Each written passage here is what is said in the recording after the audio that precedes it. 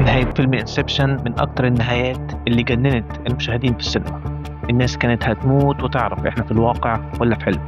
لكن هل فكرت لحظة يا صديقي إن السؤال ده غلط أصلا؟ في الأربع دقايق دول هنمشي ورا تفاصيل مخرج الفيلم كريستوفر نولان عشان نوصل للسؤال الصح. لو فاكر إنك مجرد مشاهد بيتفرج على قصة خيالية لتضييع الوقت فأنت لسه ما فهمتش عبقرية كريستوفر نولان. نولان مخرج مهووس بالتفاصيل، وعشان كده هو صمم الفيلم عشان يكون هو نفسه جهاز الانسبشن. ركز في السر ده. أغنية إيديث بياف اللي بيستخدموها في الفيلم عشان الأبطال يصحوا من النوم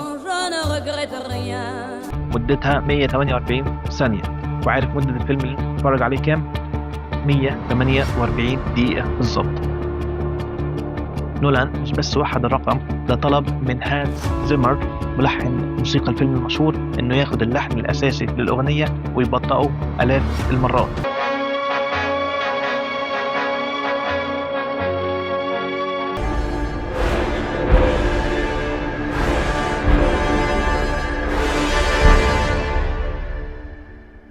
عشان يطلع لنا الموسيقى الجنائزية العميقة للفيلم اللي بتأكد برضه فكرة تمدد الزمن في الحلم.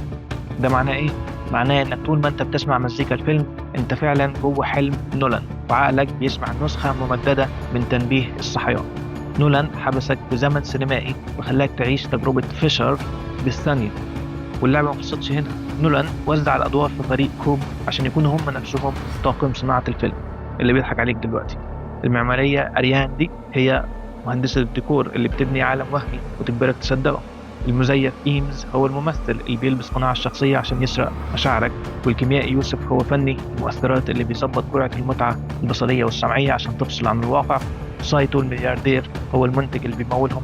والمستخرج كوب هو المخرج، الشخص اللي بيتحكم في كادر رؤيتك وبيزرع الفكرة في دماغك.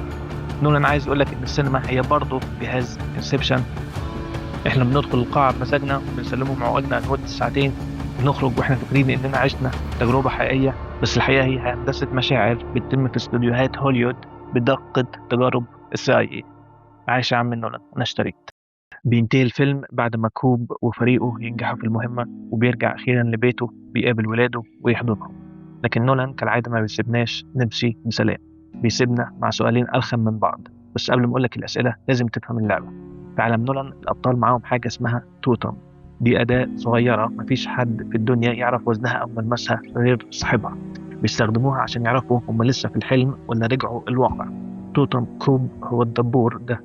لو لف ووقع يبقى واقع، لو فضل يلف يبقى لسه بيحلم. المشكلة بقى إن كوب في آخر مشهد ساب الدبور لسه بيدور ومشي.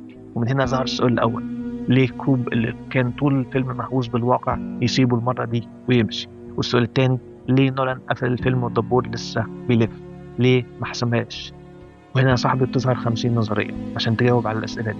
في فريق بيقول لك هو أكيد بيحلم لأن الفيلم قطع والموسيقى خلصت والدبور لسه ما وقعش. وفي فريق تاني يقول لك لأ، لو ركزت في الصوت وحركته هتلاقيها بدأت تضعف وتتهز، يبقى خلاص هيقع وهيبقى ده الواقع. وبتدخل مع نظرية تالتة بتقول لك إن الدبور أصلا مش هو التوتم بتاع كوب، ده بتاع مراته مان. لكن التوتم بتاع كوب الحقيقي هو خاتم الجواز. بكل مشاهد الأحلام كوب لابس الخاتم، وفي المشهد الأخير إيده فاضية، يبقى ده الواقع.